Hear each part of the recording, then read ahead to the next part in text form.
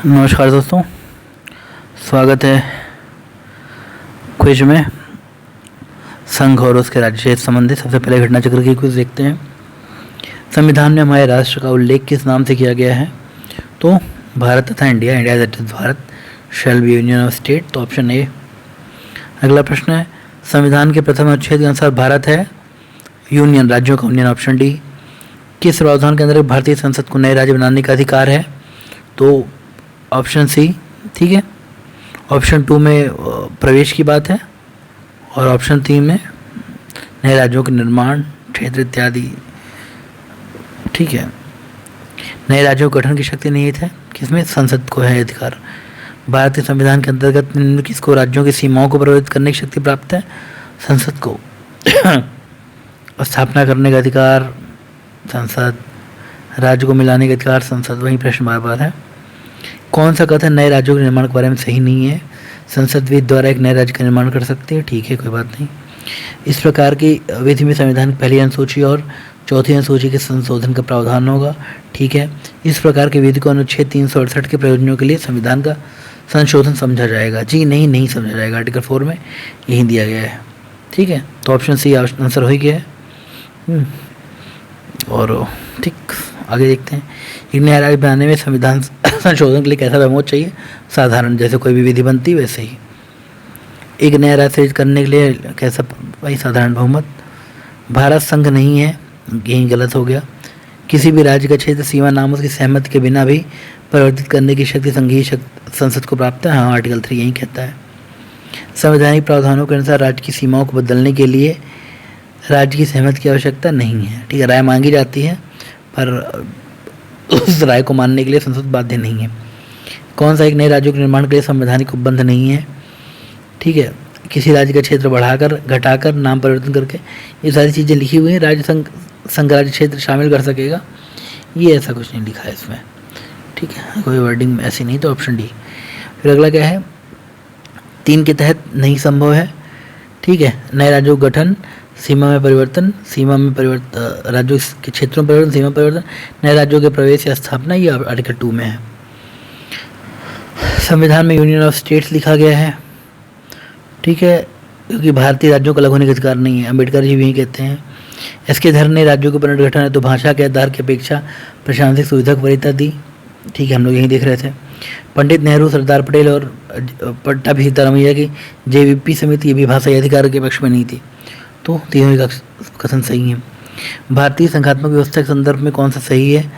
राज्यों को संघ से अलग होने का अधिकार नहीं है, ठीक है, कोई बात नहीं। अलग होने की मात्र वकालत करने पर अभिव्यक्ति करने की सुरक्षा मिलेगी? नहीं मिलेगी, ठीक है। अभिव्यक्ति स्वतंत्रता में जो 8 रीजनेबल रिस्ट्रिक्शंस बताए गए हैं, ठीक है, उसमें क्या है? भारत की प्रभुता और अखंडता, तो ये जो है क्या हो गया? पॉसिबल नहीं। 1 नवंबर 1956 कितने राज्य तथा कितने संघ राज्य क्षेत्र बनाए गए? 14, 6, 16 3 की रिकमेंडेशन मिली थी, 14 6 बनाए गए थे। और कितने बनाए गए? 14 6। वहीं भारत में कितने राज्य और संघीय प्रदेश हैं? अभी 28 8 हैं। तेलंगाना बन जाने के बाद भारत के राज्यों की संख्या क्या होगी? 28 है फिलहाल। कितने संघ शासित प्रदेश हैं? 8। कौन नहीं है संघ राज्य क्षेत्र? गोवा नहीं है। किस राज्य की राजधानी का नाम स्वतंत्रता प्राप्त के बाद अभी तक नहीं? ये सब बाद में देख लीजिएगा। दिल्ली है, एक केंद्र शासित प्रदेश। किस संविधान संशोधन द्वारा दिल्ली को राष्ट्रीय राजनीति, यहाँ ये बताया, ठीक है, 69, ठीक है, दिल्ली को राष्ट्रीय राजनीतिक क्षेत्र, नेशनल कैपिटल रीजन का दर्जा दिया जाता है 69 संविधान संशोधन से। ये आगे पढ़ेंगे हम लोग, ठीक है। राज्यों के बाद संघ राज्य क्षेत्र पढ़ेंगे, ये सब चीज़ें देखेंगे। गोवा को 1987 में पूर्ण राज्य का दर्जा प्राप्त हुआ, बिल्कुल सही है। दीव खंभात की खाड़ी में एक टापू है, ठीक है। दमन और दीव को भारतीय संविधान के 56वें संशोधन द्वारा गोवा से अलग कर दिया गया था, ठीक है। दादरा और नगर हवेली वर्ष 1954 तक फ्रांसीसी औपनिवेशिक शासन के अंतर्गत थे। नहीं, दादर नगर हवेली ये सब पुर्तगाल के अधीन हुआ करते थे, ठीक है। सिक्किम भारत का राज्य बना, ठीक है, 35वीं से एसोसिएटेड स्टेट, 36वें से पूर्ण राज्य का दर्जा मिलता है।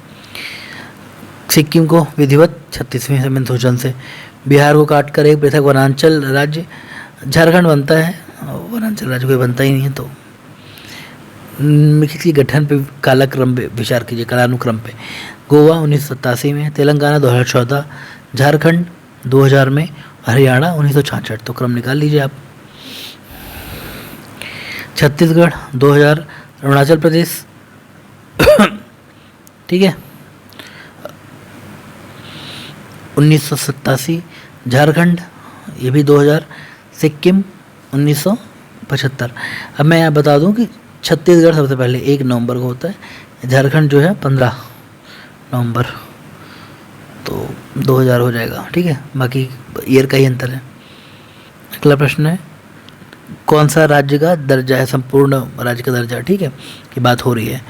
तो नागालैंड सबसे पहले 1963 में, हरियाणा 66 में, सिक्किम 75 में, अरुणाचल प्रदेश 87 में। छत्तीसगढ़ कब आया? 1 नवंबर 2000। उत्तराखंड राज्य की स्थापना 2000 में 9 नवंबर। हाँ, और आरोही क्रम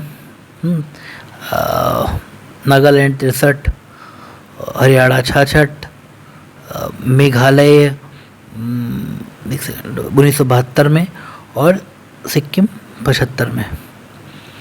फिर सही कालानुक्रम, ये लिस्ट आप देख लीजिए, मैंने भी बताई थी लिस्ट, ठीक है, पिछली क्लासेस में, तो आप वो देख सकते हैं कब कौन सा आता है। वहीं आरोही क्रम, आरोही क्रम, अवरोही क्रम यहीं बार पूछ रहा है। इसको मिलाने वाला नागालैंड 62, हाँ, झारखंड 2000, तेलंगाना 2014, सिक्किम 1975। यहाँ पे नागालैंड 62 दिया हुआ है, एक्चुअली 63 है, ठीक है। अगला, मैसूर राज्य का नया नाम तमिलनाडु रखा गया? नहीं, कर्नाटक है वो। गोवा को दमन से अलग किया, ठीक है। बम्बई, गुजरात एवं महाराष्ट्र में 1960। हिमाचल प्रदेश पहले संघ शासित प्रदेश सूची में था, हाँ ठीक है। भाषा के आधार पर राज्यों के गठन है तो राज्य पुनर्गठन आयोग की स्थापना 1953 में की गई थी। किस वर्ष में किया गया? 56 में। सर्वप्रथम कौन सा राज्य बना? आंध्र प्रदेश 1953। भारत भाषा का पहला राज्य कौन था? आंध्र प्रदेश 1953। राज्यों पुनर्गठन किस वर्ष किया गया? 1956। वही बातें सारी। किस राज्य को केंद्र सरकार द्वारा विशेष श्रेणी का दर्जा कभी नहीं प्राप्त किया गया? मैंने बताया सिक्किम, जम्मू कश्मीर, हिमाचल प्रदेश इन लोगों को दिया गया, तो बिहार को नहीं मिल पाया ना, ठीक है, बहुत सारी कंडीशंस पूरी नहीं करता। अभी 11 स्टेट्स हैं ऐसे, 8 पूर्वोत्तर भारत से हैं, बाकी 3 हिमालय। ज़्यादातर देखिए पहाड़ी राज्य ही हैं। 7 सिस्टर प्लस सिक्किम, फिर उत्तराखंड, हिमाचल, जम्मू। कांग्रेस के नागपुर सत्र के पश्चात प्रांतीय कांग्रेस समितियों का गठन भाषा आधार पर किया गया। यहाँ मैंने कहा था ना पहले भी, ये लोग पैरवी करते थे, पहले भाषाई आधार पर प्रांतों की बात करते थे, लेकिन 1947 में जो एसके धरा आयोग, फिर जेवीपी समिति नहीं मानती इस बात को। ठीक भी है, भाषाई आधार पर भारत विभाजन का खतरा बढ़ गया था। देखते हैं प्रीलिम प्रैक्टिस सीरीज में क्या क्वेश्चन है। भारत के राज्य क्षेत्र के बारे में निम्नलिखित कौन से कथन सही हैं? इसमें राज्यों के भूभाग समाविष्ट है। इसमें प्रथम अनुसूचित में निर्दिष्ट संघ राज्य क्षेत्र यानी यूटीज़ हैं। अन्य उपार्जित भूभाग सम्मिलित किए जा सकते हैं, ठीक है। तो ये हम लोग आर्टिकल 1 सब क्लॉज 3 में ये चीज़ें देखी थी कि राज्यों का क्षेत्र, संघ राज्य क्षेत्र और जिस क्षेत्र भारत के राज्य क्षेत्र में सम्मिलित होते हैं। राज्य का नाम बदलने के लिए संवैधानिक प्रावधानों के संदर्भ निम्नलिखित कथनों पर विचार कीजिए। इस तरह कोई विधेयक राष्ट्रपति की सिफारिश पर केवल संसद में प्रस्तुत किया जा सकेगा। जी हाँ, ठीक है, कोई दिक्कत नहीं। इस संबंध में संबंधित राज्य की सहमति अनिवार्य नहीं, सहमति अनिवार्य नहीं, मांगी जाएगी पर बाध्यता नहीं मानने की। इस तरह के कानून को अनुच्छेद 368 का संविधान संशोधन विधेयक माना जाता है? जी नहीं माना जाता। आर्टिकल 4 में यही चीज़ कही गई है कि नहीं माना जाता। अगला, भारत के संविधान में से उपबंधों जो संसद की संविधान के कुछ उपबंधों के प्रवर्तन के लिए अनुच्छेद 368 के अधीन संशोधन के बिना उपांतरित या निष्प्रभावित करने के करते हैं, ठीक है। ये कहा गया है कि मतलब बिना संविधान संशोधन की प्रक्रिया का 368 में दी गई संविधान संशोधन की प्रक्रिया का पालन किए बिना भी संविधान में बदलाव किया जा सकता है। कैसे किया जाता है? अनुच्छेद 2 में, ठीक है, नए राज्यों के प्रवेश या स्थापना संबंधित। अनुच्छेद 3 के अंतर्गत कोई विधि बनाई जाए, और इन सब की वजह से पहली और चौथी अनुसूची में संशोधन होते हैं। तो तीनों ही बातें सही हैं, ठीक है। अगला है, भारत की संसद किसी भी राज्य में उसका राज्य क्षेत्र अलग करके अथवा किसी राज्य क्षेत्र किसी राज्य के भाग के साथ मिलाकर नए राज्य का निर्माण कर सकेगी। इसकी पद्धति क्या कौन सी सही है? साधारण बहुमत द्वारा तथा सामान्य विधायी प्रक्रिया द्वारा, बिल्कुल ठीक है। राष्ट्रपति की अनुशंसा चाहिए, ठीक है। आमतौर पर विधायक उस राज्यों के विधानमंडल को भेजते हैं जो विधेयक में प्रस्तावित परिवर्तन से प्रभावित होने वाला है। ठीक है, ऐसा होता है। राष्ट्रपति को दी गई प्रधानमंत्री की सलाह से। तो भाई कोई भी लोकतंत्र में यही होता ही है कि राष्ट्रपति की मर्जी का मतलब है कि मंत्रिमंडल की मर्जी, तो सब जो है राष्ट्रपति की सलाह से ही होता है। राज्य पुनर्गठन गठन आयोग संबंधित निम्नलिखित में कौन सा कथन सत्य है? 1953 बनाया गया। हाँ जी, बनाया गया। राज्य पुनर्गठन आयोग ने अपनी रिपोर्ट में स्वीकार किया कि राज्य की सीमाओं का निर्धारण वहाँ बोली भाषा के आधार पर होना चाहिए। नहीं, ऐसा कुछ नहीं कहा है। उन्होंने कहा कि कई आधार, भाषा एक आधार होती है बट इसके अलावा कई आधार होते हैं। प्रशासनिक कार्यकुशलता भी होनी चाहिए, आर्थिक व्यवहार्यता भी होनी चाहिए, हाँ, तमाम और भी बताया उन्होंने। और लोक कल्याण और यहाँ का 1956 में पुनर्गठन अधिनियम पारित किया गया। हाँ, किया गया। 14 राज्य क्षेत्र बनाए गए। हाँ, बनाए गए। अगला है, संसद विधि द्वारा किसी भी राज्य क्षेत्र को अलग करके या दो से अधिक राज्यों या उसके हिस्सों को मिलाकर एक राज्य में मिलाकर नए राज्य का गठन कर सकती है। ठीक है, आर्टिकल 3 यही कहता है। भारत संघ अभिव्यक्ति में केवल राज्य शामिल हैं। मैंने यही बताया था ना कि भारत के राज्य क्षेत्र और भारत संघ में अंतर होता है।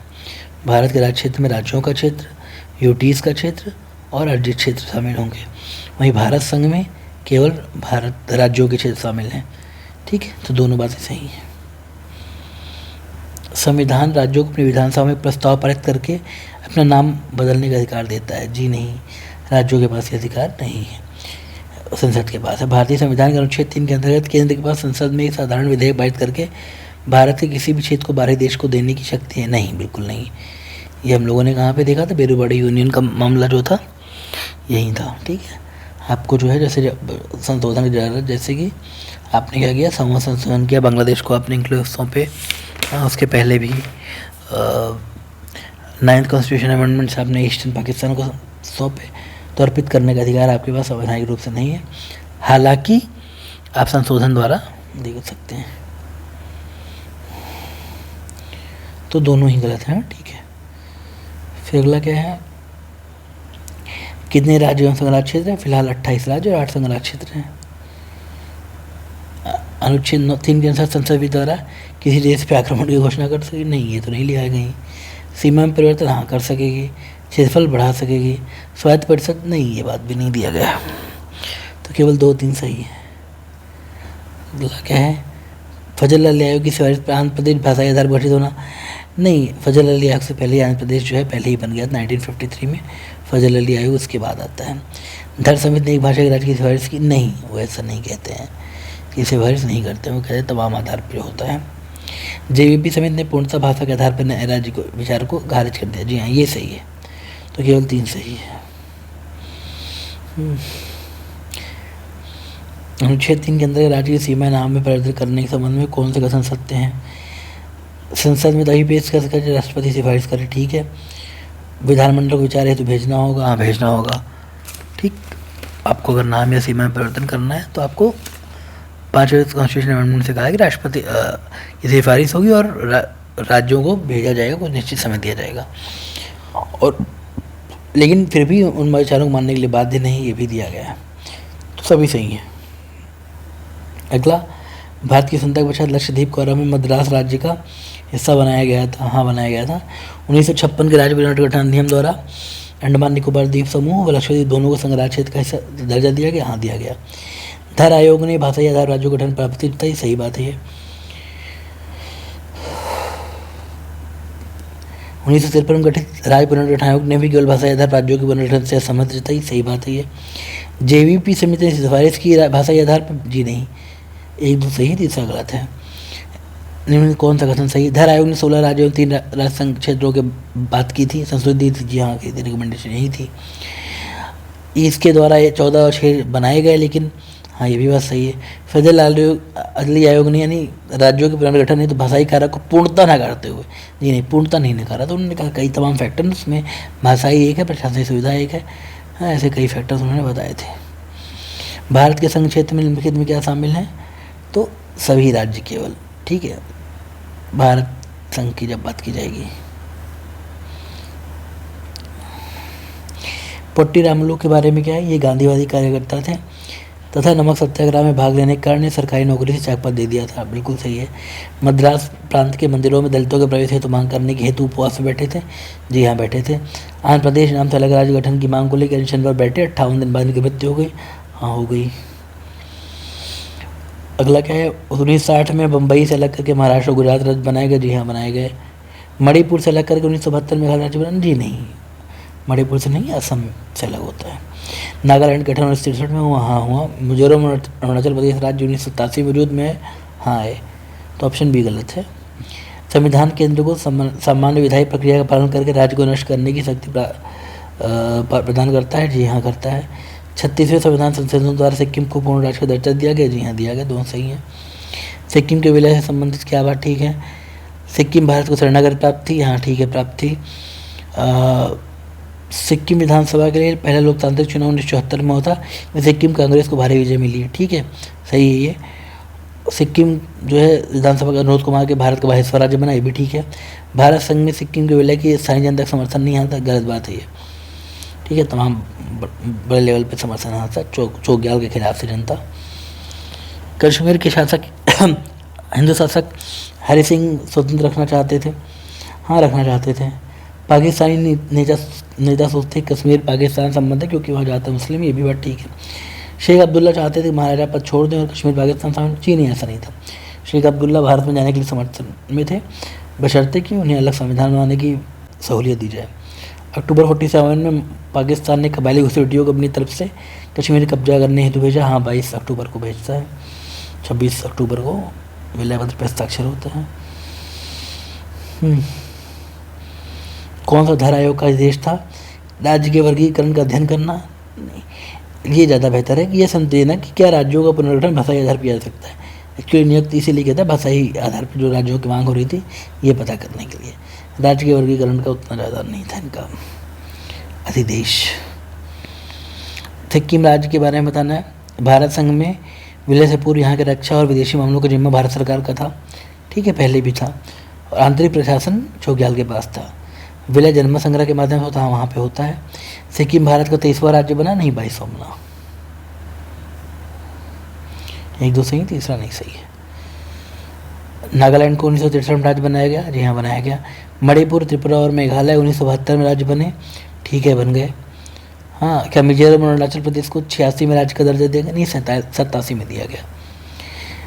गठन के आधार पर आरोही क्रम में फिर वहीं 63 नागालैंड, मिजोरम 87, हिमाचल प्रदेश 1971, उत्तराखंड 2000, झारखंड 2000। तो क्रम में निकाल दिएगा। सरदार पटेल के अलावा किन 2 व्यक्तियों महत्वपूर्ण? तो वीपी मेनन ने, लॉर्ड माउंटबेटन की भूमिका महत्वपूर्ण थी। वीपी मेनन जो है रियासती मंत्रालय के सचिव थे। और अन्य रियासतों के विलय में किन 3 रियासतों ने भारत में शामिल होने में विलंब किया? तो जूनागढ़, हैदराबाद और जम्मू कश्मीर।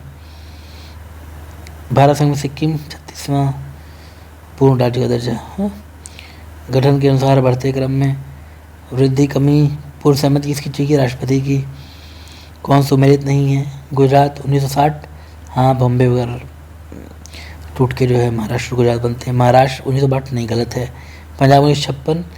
देखिए यहाँ पे क्या है ना, जो आता है राज्य पुनर्गठन अधिनियम से एक पंजाब राज्य आता है। पंजाब, हरियाणा और छत्तीसगढ़ की बात वो हरियाणा और चंडीगढ़ की बात अलग है। तो ये 3 भी है। पंजाब 56 में आता है, सिक्किम 74 नहीं 75 में। तो 2 4 गलत हैं। झारखंड 2000 में आता ही आता है। ठीक है, तो पंजाब 56 में आता है, बस उसके बाद 66 में विभाजन भी होता है उसका। राज्य के उनके क्रम बताना, फिर वही बात। 2 जून 2014 को नया राज्य कौन आता है? तेलंगाना। क्रम में व्यवस्थित कीजिए, फिर क्रम वही देख के कर लीजिएगा।